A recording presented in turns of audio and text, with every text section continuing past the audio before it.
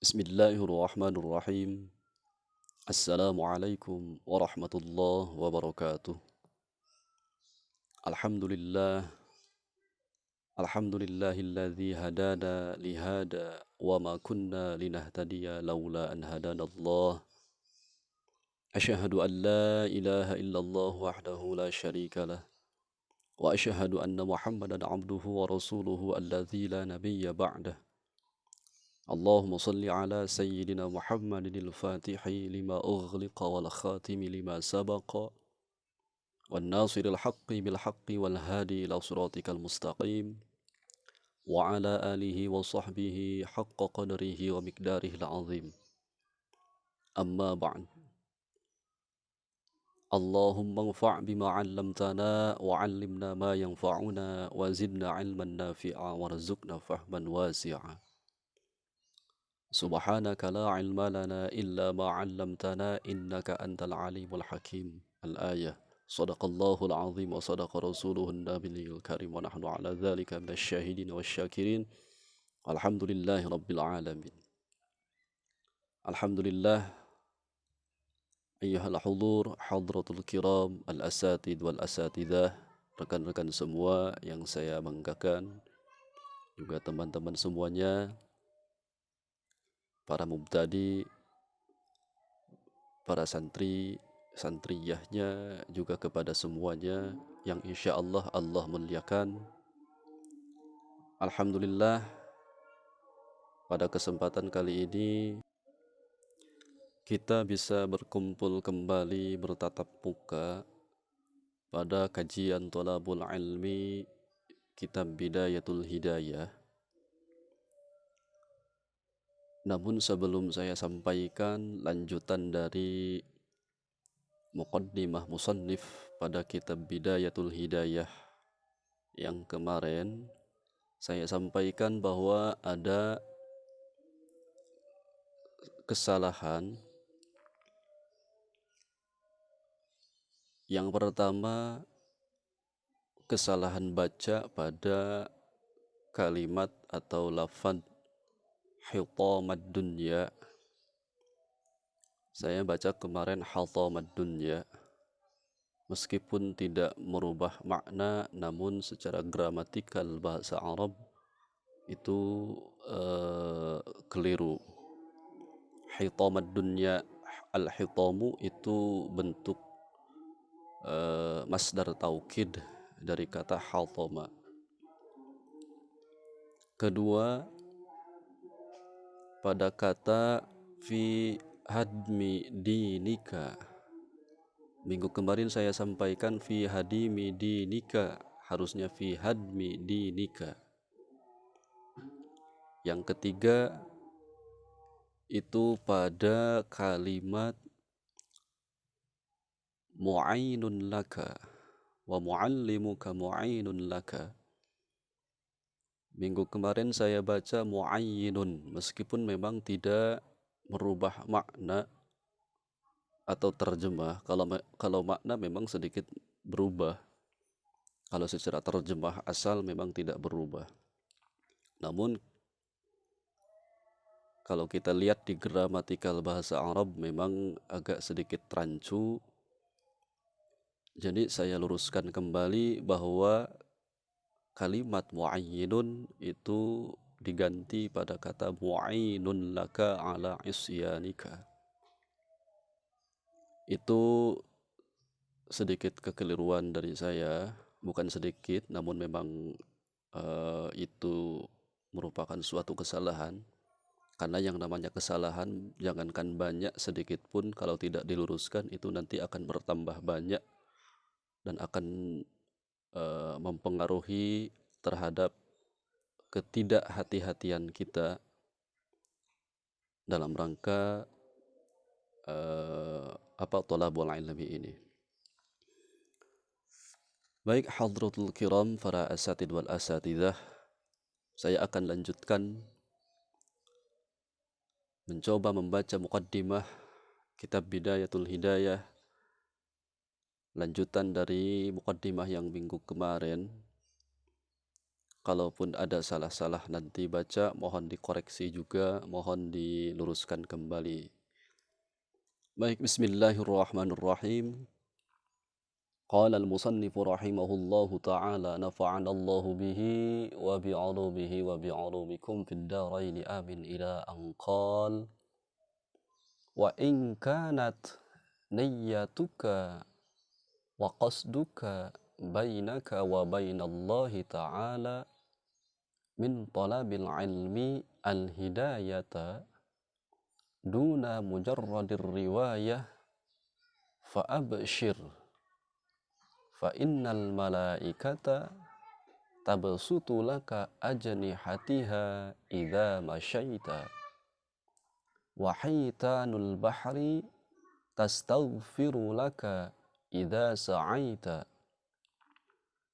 ولكن ينبغي لك أن تعلم قبل كل شيء أن الهداية التي هي ثمرة العلم لها بداية ونهاية وظاهر وباطن. Sampai sini dulu saya baca. Kurang lebih terjemahnya seperti ini. Bismillahirrahmanirrahim.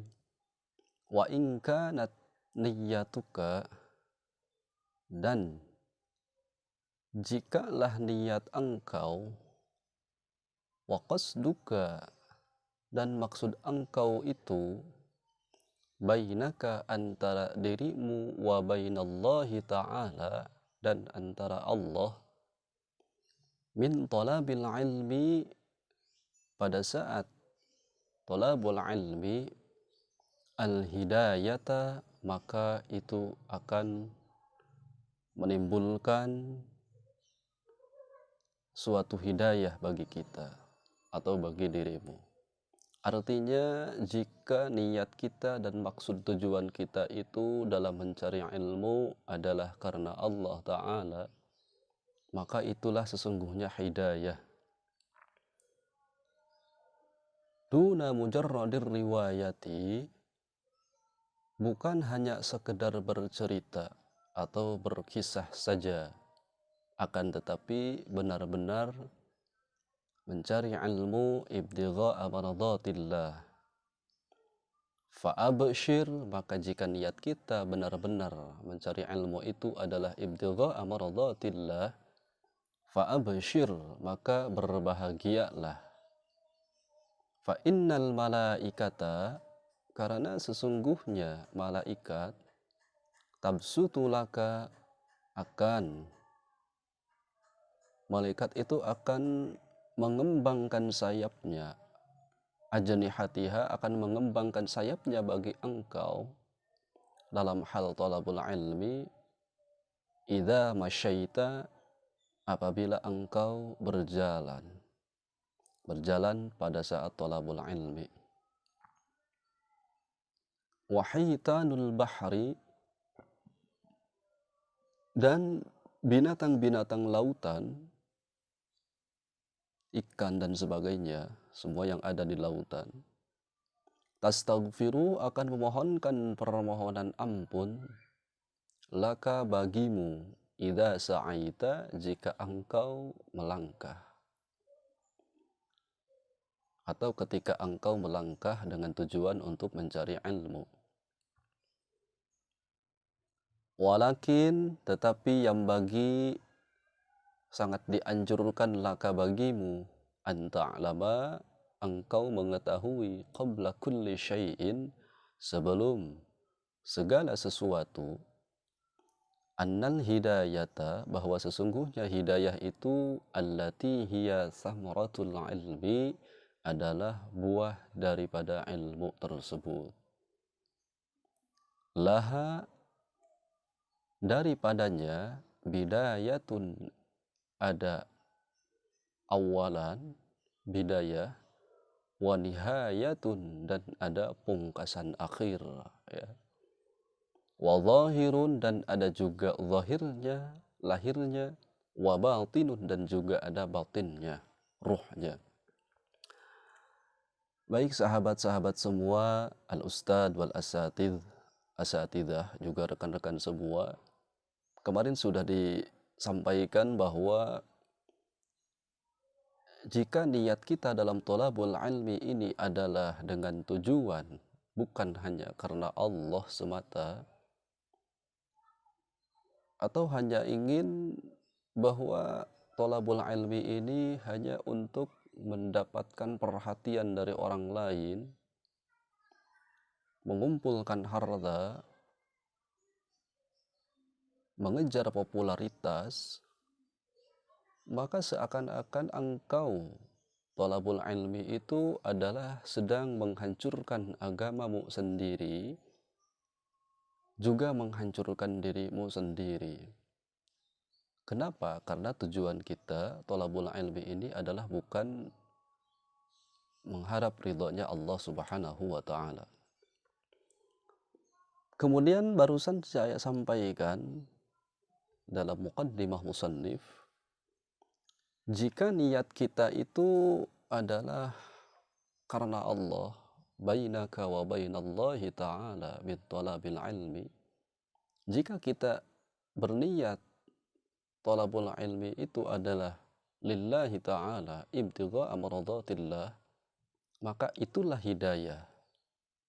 Duna mujarradir riwayah, bukan hanya sekedar bercerita saja. Jadi artinya dalam hal pelaksanaan thalabul ilmi, kita dituntut bukan hanya sebatas berkisah saja, bercerita saja, akan tetapi dengan bersungguh-sungguh mencari ilmu itu, bersungguh-sungguh dalam belajar, bersungguh-sungguh dalam berpikir, kemudian nantinya sampai diamalkan, maka itulah bentuk daripada hidayah. Dan hidayah itu adalah buah daripada thalabul ilmi itu sendiri. Maka jika kita benar-benar mencari ilmu itu lillahi ta'ala, maka fa'abshir, berbahagialah. Karena sesungguhnya malaikat itu membuka lebar-lebar kedua sayapnya, mengepakkan kedua sayapnya ketika kita berjalan dalam rangka mencari ilmu. Bukan sebatas malaikat, akan tetapi makhluk-makhluk Allah yang ada di lautan itu memintakan permohonan ampun bagi kita pada saat kita berjalan untuk mencari ilmu. Maka dengan hal demikian kita harus mampu mengetahui segala sesuatu, sebelum segala sesuatu itu, bahwa sesungguhnya hidayah itu adalah buahnya ilmu. Kemudian bagi hidayah itu terdapat bidayah wa nihayah, terdapat awalan dan juga ada pungkasan akhir. Wa zahirun wa batinun, dan juga ada zahirnya atau lahirnya, wa batinun, juga ada batinnya atau ruhnya. Ini menggambarkan kepada kita bahwa niat kita ini harus benar-benar lillahi ta'ala. Karena jangankan kita sampai pada majelis ta'lim, pada majelis zikir dalam rangka thalabul ilmi, kita keluar saja dari rumah kemudian melangkah, itu pahala-pahala kita sudah menanti, pahala-pahala dari Allah itu sudah menanti. Sehingga disebutkan dalam satu hadis, ini saya kutip dari kitab Tanqihul Qaul, bahwasanya Rasulullah Shallallahu Alaihi Wasallam bersabda, man intaqalla liyata'al ilma ghufira lahu qabla an yakhtuwa. Barang siapa yang mengangkat kedua kakinya, maksudnya mau berjalan, mau melangkah, pada saat ia mau mentolab ilmu, man intaqalla liyata'al ilma, barang siapa yang mengangkat kedua kakinya dengan tujuan untuk berangkat mencari ilmu, ghufira lahu qabla an yakhtuwa, maka dia akan diampuni oleh Allah qabla an yakhtuwa, sebelum kakinya mengayun untuk melangkah pergi atau berangkat dalam rangka mencari ilmu. Jauh daripada itu, pada saat kita berjalan, itu malaikat itu, fa innal malaikata tabsutu laka ajnihatiha, malaikat itu mengepakkan kedua sayapnya lebar-lebar ketika kita melangkah. Jadi hakikatnya ketika kita berjalan dalam rangka mencari ilmu, maka jalan yang kita tapak itu adalah hakikatnya itu bukan jalan sebenarnya, akan tetapi kita sedang berjalan di atas dua sayap malaikat yang dikepakan dengan sangat lebar. Sementara makhluk-makhluk Allah yang ada di laut itu memohonkan ampun kepada kita sampai kita nanti sampai di majelis ta'lim, kemudian sampai kembali lagi ke rumah. Itu di antara fadilah-fadilah bagi orang yang talabul ilmi niatnya ibtigha amaradatillah. Maka mudah-mudahan kita semua diberikan oleh Allah kesempatan untuk selalu meluruskan niat kita dalam segala hal, terutama dalam mencari ilmu. Kenapa? Karena pahalanya juga sangat besar sekali jika kita mengetahui, dan tentunya kebahagiaan atau juga manfaat daripada thalabul ilmi itu bukan orang lain yang rasakan, tapi kita yang akan merasakannya. Wala wusula ila nihayatiha illa ba'da ihkami bidayatiha. Dan tidak akan sampai seseorang ila nihayatiha, kepada tingkatan pungkasan akhir, artinya sampai kepada buah daripada ilmu tersebut, kepada hidayah tersebut, illa ba'da ihkami bidayatiha, kecuali setelah ia mengukuhkan awalannya terlebih dahulu.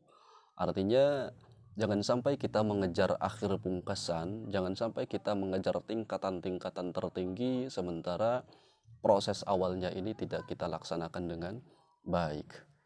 Karena pernah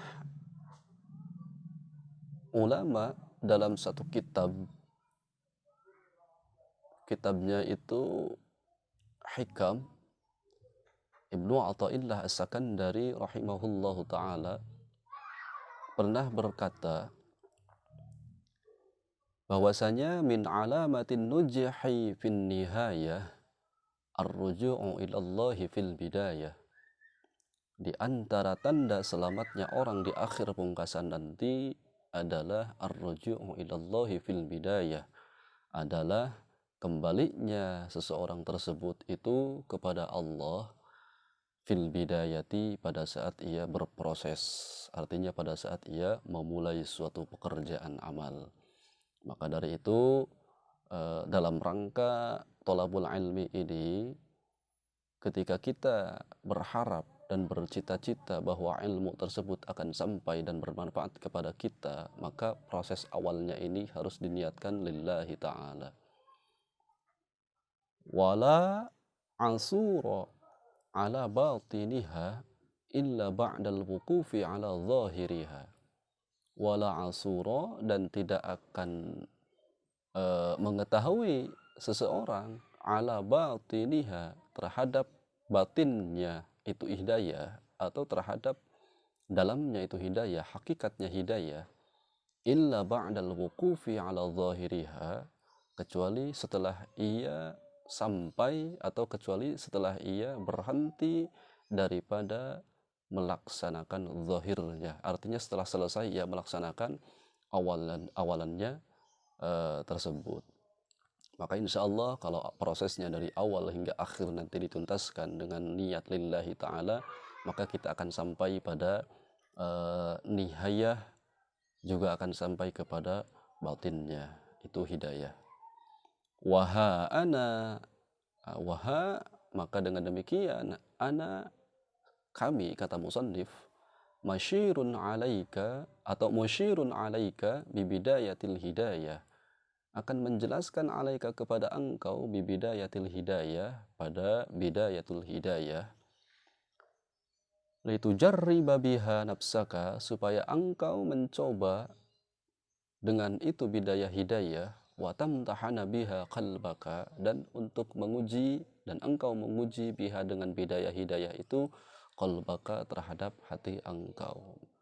Maksudnya musannif menjelaskan bahwa dengan adanya kitab bidayatul hidayah ini, menjadi suatu barometer bagaimana kita sampai atau berproses dalam suatu amal, sehingga nanti akan terlihat apakah kita benar-benar berproses atau apakah kita ini benar-benar sampai kepada apa yang disampaikan musannif pada muqaddimah di atas. Fa'in sodafta qalbaka ilaiha ma'ilan, jika engkau fa'in sodafta, jika engkau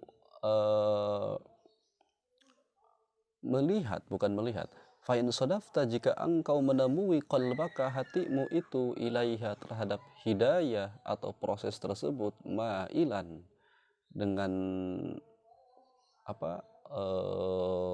fokus, terarah pada satu tujuan, ibtigha'a maradatillah, wa nafsaka biha mutawi'atan laha, dan nafsumu itu terhadap hidayah itu mutawi'atan, mengikuti, walaha qabilatan, dan menerima, fadunaka at-tatallu'a ilan nihayati, fadunaka, maka sudah sepantasnya bagimu, at-tatallu'a, untuk menggapai, ilan nihayati, kepada pungkasan akhir atau kepada tingkatan tertinggi. Artinya jika hati kita ini benar-benar fokus pada thalabul ilmi ini lillahi ta'ala, kemudian nafsu kita ini benar-benar mengikuti kepada hidayah tersebut dan menerima dengan baik, maka ambillah, kata musannif, maka ambillah tingkatan tersebut, wattaghalghula fi biharil ulumi, dan sibukkanlah dirimu itu fi biharil ulumi, dalam lautan ilmu. Artinya tenggelamkan dirimu pada lautan ilmu. Kenapa? Maksudnya karena memang sudah seharusnya ketika seseorang sudah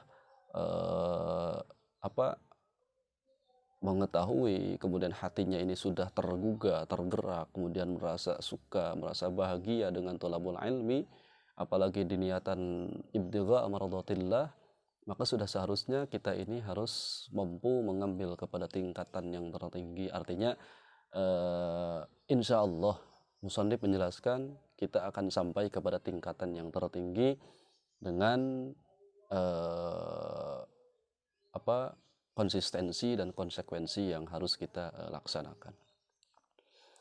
Wa in sadafta qalbaka 'inda muwajahatika, dan jika engkau menemui hatimu itu ketika berpapasan dengan thalabul ilmi, iyyahu biha musawwifan, merasa mengakhir-akhirkan.